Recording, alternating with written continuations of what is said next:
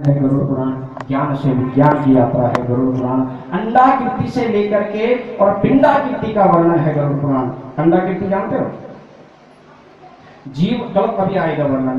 कल्पम एक रात्रेण पंचरात्रेण बुद्धुदम दशाहीन तो करकंदु पेशेन परम। जब जीव माँ के गर्भ में 1 महीने का हो जाता है तो अंडे के जितना हो जाता है। किसके जितने? अंडे के जितना। और जब वो है अंडाकृति, और जब चिता में जलता है तो उसके बाद एक पिंड बचता है। सारा शरीर चिता के, आप लोगों ने तो शायद नहीं देखा होगा, पर हम आए दिन ऐसा दृश्य देखते रहते हैं। आप लोग शमशान घाट में नहीं जाते हैं। जब चिता के ऊपर शरीर रख दिया जाता है तो शरीर इकट्ठे होते होते एक मांस के लोथड़े जितना बच जाता है। और एक बात और बताऊं, जन्म लेते समय बच्चा जितना परिमाण में माँ के गर्भ से जन्म लेते समय उसका जितना शरीर होता है, मरते समय लास्ट में पिंड के रूप में उसका उतना ही शरीर बचता है। उतने ही शरीर को गंगा जी में कपड़े में लपेट के फेंका जाता है। तो वो अंडाकृति से लेकर के पिंडाकृति का वर्णन है गरुड़ पुराण। पिता के कंधे में खेलने से लेकर के और फिर पुत्रों के कंधे में शमशान तक जाने का सफर है गरुड़ पुराण। पालने में झूलने से लेकर के अर्थी में लेटने तक का सफर है गरुड़ पुराण। जरायुज में लिपटे रहने से लेकर के कफन में लिपटने तक का सफर है गरुड़ पुराण। रोने से लेकर के और रुलाने तक का सफर है गरुड़ पुराण। गर्भाधान संस्कार से लेकर के और अंतिम संस्कार तक का सफर है गरुड़ पुराण। जठराग्नि में पकने से लेकर के, माँ के गर्भ में क्या होती है? जठराग्नि। उस जठराग्नि में पकने से लेकर के और मरघट की चिता में जलने तक का सफर है गरुड़ पुराण। आश्मनी से लेकर, कर्मकांड पद्धति देवखंड के लिए ये शब्द प्रयोग कर रहा हूं। आश्मनी, ईश्वाय नमः, माधवाय नमः, नारायण नमः। आश्मनी करने से लेकर के और शक्राय नमः करने तक का सफर है गरुड़ पुराण। छींकने से लेके और प्राण घोष नाद शांत होने तक का सफर है गरुड़ पुराण। बच्चा जन्म लेते ही सबसे पहले क्या करता है? बोलो, छींकता है। और जब अंत समय में एक नाद और होता है, जैसे जन्म लेते ही सबसे पहला उसका नाद क्या है? छींकना। अंत समय में एक नाद होता है, उसको कहते हैं प्राण घोष। वो प्राण घोष नाद शांत होने तक का सफर है गरुड़ पुराण। और पंच तत्वों का पंच तत्वों में मिल जाने तक का सफर है गरुड़ पुराण।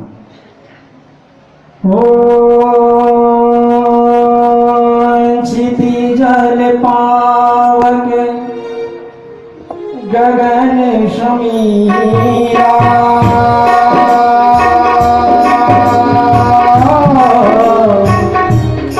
पंच रचित यह अधम शरीरा।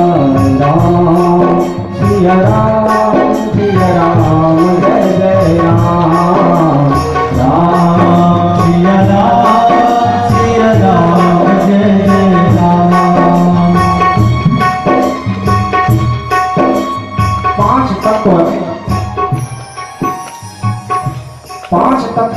पांच तत्वों में मिल जाते हैं।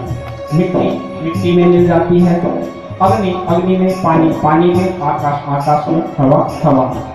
माँ के दुग्धपान करने से लेकर के और मरते समय मुख में जो घी डाला जाता है मरने के बाद, उस मुखाग्नि तक का सफर है गरुड़ पुराण। और अंतिम बधाई देने से लेके और शोक संवेदना प्रकट करने तक का सफर है गरुड़ पुराण। आइए एक सूत्रात्मक ढंग से आप लोग श्रवण कीजिए। प्रश्न किया गरुड़ भगवान ने कि बोले प्रभु, के गच्छन्ति महामार्गे वैतरण्यां पतन्ति के पापे नरके यान्ति, के पापे नरके यान्ति तन्मे कथयति शव। भगवान गरुड़ जी नारायण भगवान के आगे खड़े हैं और प्रश्न किया कि बोले प्रभु, किस पाप को करने से व्यक्ति उस यम यात्रा को पाता है, और उस यम यात्रा के मध्य में जो वैतरणी नदी है, उस वैतरणी नदी को कौन पाता है? तो भगवान नारायण कहते हैं कि हे गरुड़ जी, सुगमम भगवान नामो जिह्वाच वशवर्धनी तथापि नरकम याति दिग दिगस्त्रादमान। कि बोले जिह्वा व्यक्ति के अपने वश में है, और अपने वश में जिह्वा होने के बाद भी अपने वश में जुआ होने के बाद भी व्यक्ति भगवान के नाम का आश्रय नहीं लेता, ऐसे व्यक्ति बोले जो है नरक में जाते। देवे नरक नामिना वैतरण्याम पतंजलि, बोले ऐसे ही व्यक्ति नरक में जाते हैं और ऐसे ही व्यक्ति जो है वैतरणी नदी में पड़ते हैं। मेरा तो समय यहीं पे हो गया है लगभग। गुरु जी का आदेश हुआ है कि आप कुछ देर और बोलिए, तो मैं इस 3 शब्दों में आपका आभार व्यक्त करूं। जितना हो सकेगा थोड़ा, अब जितना मैंने सोचा था, मैं तो संक्षिप्त करते अब जितना मैंने सोचा था लगता है उसको और संक्षिप्त करना पड़ेगा। तो अभी तो मेरा तो ये शुरुआती हुआ था गरुड़ पुराण तो मैं अब शुरू कर रहा था। थोड़ा जितना मैं पूरा प्रयास करूंगा गुरुदेव कि मैं ज्यादा समय ना दूं। प्रश्न किया कि बोले कुछ महामार्ग की यात्रा को कौन करता है और वो नरक कितने हैं? तो भगवान नारायण कहते हैं कि वैसे तो नरक है 84 लाख। कितने? 84 लाख। लेकिन भागवत जी में 28 लाख। अच्छा, एक चीज और है, आपने कभी झंडा देखा है? झंडा देखा है? उस झंडे का डंडा भी देखा होगा, देखा है? आपको क्या लगता है कि महत्ता किसकी है, झंडे की है या डंडे की है? डंडे की। अच्छा, झंडे की। देखो, झंडे की महत्ता तो है, वो शिरोधार्य है, लेकिन डंडा अगर न हो तो झंडे की भी उतनी महिमा। लेकिन उससे नीचे एक चीज और है कि जब हम झंडा हमें कहीं गाड़ना हो तो हम खड्डा खोदते हैं, और खड्डा खोदने के बाद उसमें क्या लगाते हैं? ईंटों के टुकड़े लगाते हैं। अगर वो ईंटों की टुकड़े उसके किनारे किनारे ठीक ढंग से न फंसाया जाए तो झंडा तो डंडा भी गिरेगा, झंडा भी गिरेगा। तो मुझे लगता है इस कथा में जो ये अष्टादश प्राण की ये ध्वजा पताका जो लहरा रही है, इस ध्वजा पताका रूपी झंडे और डंडे में के अंदर जो ईंट लगी हुई है, पंडित जी मैं आपका नाम तो नहीं जानता हूँ, भागवत जी के जो वक्ता हैं, एक बार आप विनम्र भाव से ताली बजा दीजिए। मेरा आप सब लोगों से प्रथम परिचय है। देखो, किसी को समय मिल जाए और समय मिल जाए कि मुझे पता है मैंने परसों बोलना है, अगले को पता है कि मैंने 3 दिन बाद बोलना है, व्यक्ति जो है क्या करता है, अपना करता रहता है, तैयारी करता है कि चलो ये बोलेंगे वो बोलेंगे। इतने विद्वान समाज के बीच में, और उनको केवल 2 घंटे पहले बताया गया, 1 बजे से कथा करनी थी और उनको 1-2 घंटे पहले बताया गया। उन्होंने क्या कहा ये मायने नहीं रखता, लेकिन किस परिस्थिति में कहा ये बहुत बड़ी बात है। ये क्या है? बहुत बड़ी बात है। तो नमन वंदन आपके लिए, आपने जो है ये इस कथा का जो सूत्रधार आपने किया, उस और आपने जो मजबूती से वो ईंट जो है वहां पर ईंट की तरह आप चिपके हुए हैं, तो ये ध्वजा डंडा भी खड़ा है और ध्वजा भी जो है लहरा रही है। बारंबार वंदन नमन। तो जो नरक है वो कितने हैं? 84 लाख प्रमुख नरक हैं 21। लेकिन 2 बातें ध्यान रखना, नरकों का वर्णन मैं नहीं सुनाऊंगा, क्योंकि अगर मैं नरकों का वर्णन सुनाऊंगा तो मुझे लगता है, मेरा अपना ये भाव है कि शायद ये जितने पुराण हैं इन पुराणों का अपमान होगा। क्योंकि जमराज जी ने स्वयं कहा कि जीवा न भक्ति भगवत गुण नाम ध्येयं चेतस्य न स्मरित चरणारविंदम कृष्णाय नमः यच्छिर एकदापि काना नयध्वमस्तो कृतविश्वकृत्यां तान आने। बोले जिसकी जीवा ने कभी भगवान का नाम न लिया हो, ऐसे व्यक्तियों को नरक में लेके आना, बाकी को दंड देने का सामर्थ्य मुझमें नहीं है। ऐसे व्यक्ति को कहां लाना? नरक में लाना। बाकी को दंड देने का सामर्थ्य मेरे में नहीं है। और मैं उसके बाद अगर नरकों का, इतने सारे वेद शास्त्र पुराण यहाँ पर गर्जना कर रहे, आप सब भगवत नाम का आश्रय ले रहे हैं, तो नरकों का वर्णन कर, मेरा ये भाव है, हो सकता है कि मैं गलत भी हो सकता हूँ, पर मेरा भाव है कि मैं अब अगर नरकों का वर्णन करूंगा तो इन शायद मेरे दृष्टिकोण से पुराणों का अपमान होगा। देवी भागवत तो तावत गलत, जहाँ पर देवी भागवत माँ जहाँ पर विराजमान, माँ तो दुष्टों के लिए कार है, क्या है काल। तो उसके वो तो स्वयं महाकाली है हमारा, उसका काल क्या बिगाड़ेगा। तो इसलिए जो है नरकों का वर्णन विस्तृत नहीं करूंगा, लेकिन दो बातें कहूंगा कि नरकों से अगर आप बचना चाहते हो तो एक तो अपना कर्म सुधारो, जैसा मुख्य व्यास से व्यास जी अपना उद्बोधन हम लोगों को वाणी के माध्यम से पवित्र कर रहे हैं। कर्म, अगर कर्म आपका सही है तो कभी गड़बड़ी नहीं होगी। जैसा आप कर्म करोगे वैसा ही शरीर मिलेगा। कर्म अच्छा होगा तो शरीर सुंदर मिलेगा, स्वस्थ मिलेगा, मस्त मिलेगा। और अगर कर्म बेकार होगा, कर्म अगर आपका बिगड़ गया तो वही आपका कर्म पाप रूप में आपके शरीर के अंदर आ जाएगा, आदि व्याधि के रूप में, जरा पीड़ा आदि के रूप में। और दूसरी बात, और दूसरा एक बात और है, ये मत सोचना कि इस कर्मों से आप बच जाओगे, नहीं। अवश्यमेव हि भोक्तव्यम कृतं कर्म शुभाशुभम ना भुक्तं क्षयति कर्म कल्पकोटि शतैरपि। व्यक्ति को अपने द्वारा किए गए कर्म का फल जरूर भोगना पड़ता है, जरूर भोगना पड़ता है महाराज, चाहे वो शुभ हो या अशुभ हो, और मिलेगा भी उसी को। ये मत सोचना कि अपने कर्म से आप बच जाओगे, मिलेगा भी आप ही को। खाना अगर आपका बेटा खाएगा तो पेट आपका नहीं भरेगा। क्षुधा, तृषा, पिपासा आदि की तृप्ति उसी की होगी कि जो जब तक व्यक्ति स्वयं भोजन न करे तब तक उसकी क्षुधा की तृप्ति नहीं होती। तो आप जैसा कर्म करोगे वो आप ही को मिलेगा। एक दृष्टांत से, एक बार कोई व्यक्ति था, ये जा रहा था। अब ये जा रहा था तो इसने बगल में देखा आम का बगीचा।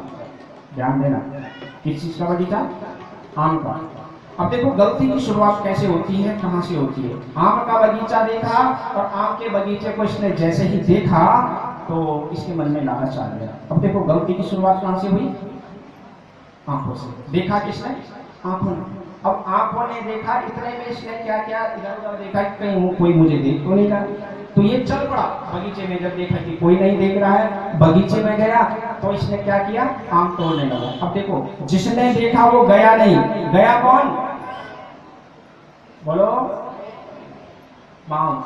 और जो गया उसने तोड़ा नहीं, तोड़ा किसने? और जिसने तोड़ा उसने खाया नहीं, खाया किसने? मुंह ने। और विचित्र बात, जिसने खाया उसने भी रखा नहीं, रखा किसने?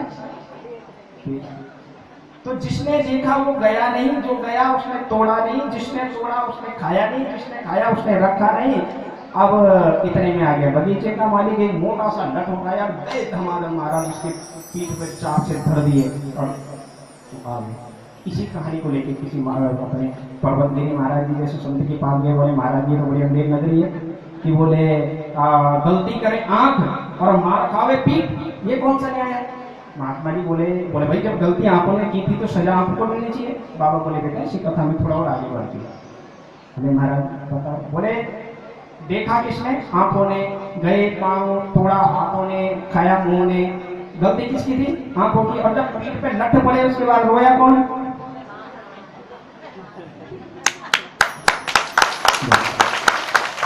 तो इसलिए अवश्यमेव यथा धेनु सहस्रेषु वत्सो गच्छति मातरम तथा तच्च कृतं कर्म कर्तारो मनोगच्छति। कि व्यक्ति के द्वारा, अपने द्वारा किया गया कर्म वही तो है क्या करता है, वो सामने आता ही आता है। कर्म छिपते नहीं है। तारों की सेज में चंद्र छिपे नहीं, सूरज छिपे नहीं, बादल छायो रण पड़े रजे, भूत छिपे नहीं, दाता छिपे नहीं, चाचक आए। और चंचल नार के नैन छिपे नहीं, प्रीत छिपे नहीं, पीठ दिखायो। कवि गंग कहे सुन रेशाम अकबर, कर्म छिपे न बभूति लगायो। बभूति आप जितना मर्जी लगा लीजिए, आप चाहे अपने को जितना मर्जी छुपा लीजिए, लेकिन आपके कर्म आपका पीछा नहीं छोड़ेंगे। गरुड़ पुराण कहता है, आदित्य चंद्रा वनिनो निलश्च यो भूमि रापो हृदयम यमश्च अहश्च रात्रि उभे च संध्य धर्मस्य जानाति नरस्य व्यक्ति। ये कुछ चीजें ऐसी हैं, परसों गुरुजी निवेदन कर रहे थे देवी भागवत जी के माध्यम से, कि बोले आप ये मत सोचना कि आपको कोई नहीं देख रहा है।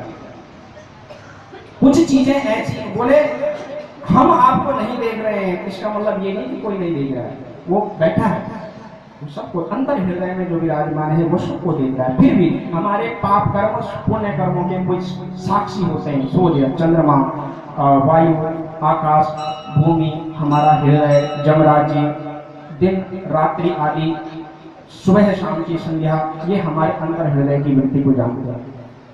और इसलिए पाप कर्म करने से डरो। जिन नातेदार, रिश्तेदार, पड़ोसी, पड़ोसी, सगे संबंधी, माताजी, पिताजी, भाई बहन, इनके लिए आप पाप कर रहे हैं, माताजी अंत समय में ये कोई काम नहीं आएगा। कि पाप बेटा या भतीजा थोड़े दिन का खेल है, तीर्थ यात्रा में मिले यात्री के जैसे मेल है। मेल में क्या है, सभी से बिछुड़ जाएंगे सभी, इस तरह बिछुड़ेंगे जुड़ कर मिल न पाएंगे कभी। व्यक्ति जब उस महामार्ग की यात्रा करता है तो उसके द्वारा किए गए कर्म ही उसका क्या करते हैं, साथ जाते हैं, फिर कोई साथ नहीं जाता, नाते रिश्ते सब यही छूट जाते हैं। गुरुजी एक बार निवेदन कर रहे थे कि बोले अरचनानाथ भवे दरिद्रो दरिद्र भावात करोति पापम पापम प्रभावन नरके प्रयान्ति पुनः दरिद्रो पुनरेव पापी। व्यक्ति जीवन में अगर शुभ कर्म ना करे, अशुभ कर्म करने का फल ये है कि उसे नरक मिलता है और फिर पापी बनता है, फिर नरक, फिर पापी, और ये नरक और आने जाने का चक्कर कभी खत्म ही नहीं होता। तो गरुड़ भगवान ने प्रश्न किया, बोले प्रभु कथमुत्पते मातृ जब इतना ये प्रसंग सुना के तब विश्राम लूंगा। इतना प्रसंग सुना के गरुड़ भगवान ने प्रश्न किया कि बोले मुझे ये बताइए प्रभु कि जीव की माँ के गर्भ में कैसे उत्पत्ति होती है। ये ध्यान से सुनना आप लोग। जीव जब माँ के गर्भ में आता है तो कैसे आता है, कैसे वो यहाँ जन्म लेता है, कैसे उसकी उत्पत्ति होती है, कैसे जीवन यापन करता है और कैसे मर जाता है, ये 5-6 प्रश्न है। तो भगवान नारायण कहते हैं कि बोले स्त्री और पुरुष के प्रसंग से जीव माँ के गर्भ में जब गर्भाधान संस्कार होता है, उस गर्भाधान संस्कार के माध्यम से जीव जब माँ के गर्भ में जाता है, देखो व्यक्ति सीधा जो नरक से आया या स्वर्ग से आया हुआ प्राणी है, वो सीधा हमारे शरीर में नहीं आता। हम पंडित जी लोग जन्मपत्री बनाते हैं तो जन्मपत्री में कभी आपने ध्यान दिया होगा, वहां लिखा होता ब्रह्मगत प्राण, त्वचागत प्राण, सतयुग में प्राण किसी और चीज में था, किसी युग में किसी और में रहता। कलयुग में जो प्राण है वो अन्न में है। आप जो अन्न खाते हैं उसी से प्राण बनता है, इसलिए कहते हैं कि अन्न आपका सात्विक होना चाहिए। और उस अन्न को जब हम भक्षण करते हैं, फिर स्त्री पुरुष जब गर्भाधान संस्कार करते हैं, जीव माँ के गर्भ में जाता है तो कल्पतंत्र कराते हैं। एक रात्रि में उसकी कलल नाम की संज्ञा होती है। क्या होती है? कलल। पंचरात्रेण बुलबुलम, 5 रात्रि में वो बुलबुले के जितना हो जाता है माँ के गर्भ में। और दशा हेन करकंदु, 10 दिन में वो बेर की गुठली के जितना हो जाता है। और पेशे नियम तथा परम, 1 महीने में वो अंडा कीर्ति अंडे के जितना हो जाता है। और फिर पहले मास में सिर बनता है, दूसरे मास में माँ के गर्भ में उसके बाहु अंग आदि बनते हैं, ये नख रोम छिद्र आदि जो है ये बनते हैं। चौथे मास में उसका रक्त मांस मेघ मज्जा अस्थि धातु आदि ये बनती है। और 5वें मास से उसको भूख और प्यास लगना शुरू हो जाता है। समझ आ रही बात? आ रही समझ में? थोड़ा हिला दो, हमें भी भ्रम हो जाएगा कि हम सुना रहे हैं कुछ है। तो 5वें महीने से भूख प्यास शुरू हो जाती है और 6वें महीने से वो माँ की कुक्षी में क्या करने लगता है, घूमने लगता है। अब वो बच्चा कभी इधर, क्योंकि माँ के गर्भ में जो जल है उसमें कई प्रकार के कीटाणु परमाणु हैं। अब वो कीटाणु परमाणु उस बच्चे को काटते हैं, उसके अंग प्रत्यंग बड़े कोमल है। अब वो उस बच्चे को काटते हैं तो वो क्या करता है, लात का प्रहार करता है, फिर माँ के पेट में पीड़ा होती है, माँ के पेट में पीड़ा। और इस प्रकार से 7वें महीने में वो बच्चा जीव माँ के गर्भ में पूर्ण रूप से बन जाता है। जरा इसमें लिखा हुआ है, अब माँ ने कुछ खट्टा मीठा तीखा ज्यादा खा लिया तो उसके अंग प्रत्यंग जलने लगते हैं। इसलिए उस समय ऐसा कहते हैं कि सावधानी बहुत खाने पीने आदि में। तो अगर बिल्कुल आपने नमकीन खा लिया तो उसका शरीर जलने लगेगा। आपने कई माताओं को देखा, वो दौड़ के गई, गर्भ में 1-2 मास का जीव है, 2 महीने का 3 महीने का, माँ ने तुरंत फ्रीज खोला, फ्रीज का ठंडा पानी पिया और गर्म पिया, और वो ठंडा पानी का बच्चा अंदर ही ठंडा हो गया, या बिल्कुल गर्म पी लिया। तो सम होना चाहिए आहार व्यवहार दोनों चीजें उस समय विशेष ध्यान रखने की। अब जो है वहां अंदर वो बहुत सारे दुख भोगता है, और वहां अंदर बहुत सारा दुख भोगने के बहुत सारा दुख भोगता है। दुख भोगने के बाद जो है जैसे तैसे भगवान से गिड़गिड़ाता है, क्षमा प्रार्थना करता है कि प्रभु मेरे को इस गर्भ से बाहर निकालो। भगवान उसको क्या करते हैं, गर्भ से जैसे तैसे करके उसको इस मनुष्य शरीर देते हैं। बाहर आते ही फिर ये दुनिया के जितने प्रपंच हैं, दुनिया के जितने झमेले हैं, ये बड़ी अच्छी दिव्य कथा थी, लेकिन समय की मर्यादा है। जितने झमेले हैं वो झमेले शुरू हो जाते हैं, घर गृहस्थी गृह कार्य नाना जंजाला। और ये झमेले जब शुरू होते हैं फिर करता क्या है, उसका सारा समय ऐसे ही बीत जाता है। और जैसा इस दुनिया में आया था वैसे ही वो इस दुनिया से चला जाता है। अच्छे कर्म थे तो स्वर्ग में गया, या जो यम मार्ग के 3 रास्ते हो गए, 4 रास्ते बताए गए हैं, अच्छे मार्ग से जाता है। बुरे कर्म थे तो फिर वैतरणी नदी के रास्ते पर जाता है। गौदान अगर आपने उन पितरों की निमित्त किया तो वैतरणी नाम की उस नारकीय यात्रा में नहीं पड़ता है। और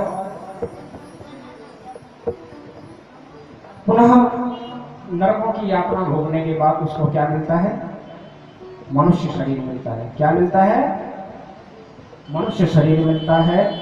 और बस एक बात इतना ध्यान रखना कि जब तक आपके पास ये शरीर है तब तक आप क्या कर लो, जब तक आपके पास आपका ये शरीर है तब तक थोड़ा संभल के रहना। कहीं ऐसा ना हो कि जीवन खत्म हुआ तो जीने का ढंग आया, जब क्षमा बुझ गई फिर महफिल में रंग आया। जीवन खत्म हुआ तो जीने का ढंग आया, जब क्षमा बुझ गई फिर महफिल में रंग आया। सुमिरन के वक्त में न सुमिरन का वक्त मिला, उस वक्त मांगा जब वक्त भी तंग आया। आयु ने प्यारे भक्तों जब सब हथियार फेंक डाले, फिर यमराज लेकर के फौज और करने को जंग आया। यमराज लेकर के फौज और करने को जंग आया। इसलिए जो है जब तक आपके पास समय है तब तक उस समय का आप क्या कर लो, सदुपयोग कर लो। बाकी मरना तो सबने। फूल ना कोई बाग में ऐसा खिला कि खिल करके न जिसको मुरझाना पड़ा, और विधि का ये अटल विधान रहा कि जिसको आना पड़ा उसको। कभी तेरी तो कभी मेरी भी बारी आएगी एक दिन, कभी तेरी तो कभी मेरी भी बारी आएगी एक दिन। ये काया शरीर, ये काया लाश बनकर के 4 कंधों में जाएगी एक दिन। मालूम नहीं कब होगा पर होगा जरूर। ये जिंदगी हाथ हिला करके विदा गीत गाएगी एक दिन। और किसके हिस्से में कितनी धड़कनें हैं कोई नहीं जानता, किसके हिस्से में कितनी धड़कनें हैं कोई नहीं जानता। ईश्वर की दी हुई ये सांसों की अथक वीणा भी थक जाएगी एक दिन। आज चाव है, आज ताव है, आज लगाव है, आज ठहराव है। जर्जर होकर के माटी की ये मूरत लहराएगी एक दिन, और सबके संग हंसने गाले, सबके संग हाथ मिलाने बन जा रहे। तेरी ये विदाई जाने कितनों को रुलाएगी एक दिन, तेरी ये विदाई जाने कितनों को रुलाएगी एक दिन। इसी के साथ में इस गरुड़ पुराण के 4 प्रतिपाद्य विषय हैं जो उपास्य देवता है, वो ध्यान रखना। शालिग्राम इसका प्रमुख देवता है, तुलसी माता इस पुराण की प्रमुख देवी है। शालिग्राम भगवान, तुलसी माता और माँ गंगा और गाय, ये 4 इसके पूज्य देवता हैं। और 5 गायों के दान का वर्णन आता है। पंचधेनु, व्यक्ति को ये 5 गाय का दान अवश्य करना चाहिए। अंतधेनु, रुद्रधेनु, ऋणधेनु, मोक्षधेनु और वैतरणी धेनु, ये 5 गोदा हैं। और ऐसी जैसे विष्णु भगवान के लिए हम गाय दान देते हैं, शंकर भगवान के लिए विश्वोत्सर्ग किया जाता है। क्या किया जाता है? विश्वोत्सर्ग, उत्सर्ग माने वो भी 5 हैं। भगवान शंकर को भी 5 बैल बहुत प्यारे हैं, उनका विस्तृत व्याख्या तो हो नहीं सकती, पर नाम सुन लीजिए। नीलवृष, रक्त नीलवृष, नील पिंगवृष, बपुर नीलवृष और महानीलवृष, ये 5 नीलवृष भगवान शंकर को प्यारे हैं। ये गाय हमारे वेदों में एक मंत्र है, त्रिवत्सात चमे त्रिवत्सात। पंडित जी जब रुद्राक्ष का अध्याय पढ़ते हुए शंकर जी की अभिषेक करते हैं तो मंत्र आता है त्रिवत्सात चमे त्रिवत्सात चमे त्रिजवात चमे। वहाँ यही प्रार्थना है कि हमारे घर में 2-2, 2.5-2.5, 3 साल की गाय हमेशा बंधी रहे, वो बछड़ा हमेशा बंधा रहे, कि गाय हम भगवान नारायण को अर्पण कर सके, बैल भगवान शंकर को हम जो है क्या कर सके, अर्पण कर सके। और पुराणम गरुड़म पुण्यम शृणोति पाप नाशनम उभौ तो पाप निर्मुक्तो ध्रुवगति नैव गच्छेत, कि जो व्यक्ति बोले इस गरुड़ पुराण को सुनता है या सुनाता है, वो व्यक्ति जो है उसके सारे पाप क्या हो जाते हैं, नष्ट हो जाते हैं। उभौ तो दोनों, सुनने वाला भी और सुनाने वाला भी जो है उसके सारे पाप क्या हो जाते हैं, नष्ट हो जाते हैं। इसी के साथ में एक छोटा सा निवेदन मैं माताओं से कर दूं कि इस समय प्रकरण मेरे पास कम ही था, तो नहीं कम भी क्या था, बहुत था, मैंने तो बहुत ही ज़्यादा दे दिया। फिर भी जो है जितना भी समय रहा, इस के अंतर्गत अगर कुछ मेरे मुँह से ऐसा वाक्य निकल गया हो जो आपको बुरा लगा हो, तो आप अपने गर्भ का बच्चा समझते हैं। जैसे नन्हा बच्चा माँ के गर्भ में होता है, वो बच्चा लात भी मारता है, पेट पीड़ा भी करता है, माँ को बहुत कष्ट देता है, लेकिन जन्म लेने के बाद कभी किसी माँ ने उस बच्चे को दंड नहीं दिया कि क्यों रहे, मुझे पेट में था, मुझे बहुत पीड़ा पहुँचाता था, अब आया तो पकड़ा। तो ऐसा कह के माँ ने कभी मारा किसी बच्चे को, बल्कि उसे और जो है गले से लगाने के लिए आतुर हो जाती कि कब मेरा बच्चा मेरी गोदी में आएगा। तो ऐसी अपना ही गर्भ का बच्चा समझ करके आप लोग मुझे क्षमा करेंगे। और एक बार पुनः श्री पर्वत गिरी जी महाराज के चरणों में नमन वंदन, देवी भागवत जी एवं उन्हीं चरणों में पुष्प रूप में सुसज्जित व्यास जी, पूज्य प्रधान व्यासपीठ पर उपस्थित श्री वेद व्यास जी महाराज, शंकर स्वरूप पूज्य गुरुदेव जी, समस्त विप्रजन, समस्त पुराण, उनकी शक्तियाँ, यहाँ आए हुए सभी देवी देवता, आप समस्त श्रद्धा भक्ति वात्सल्य सभी माताएं हमारे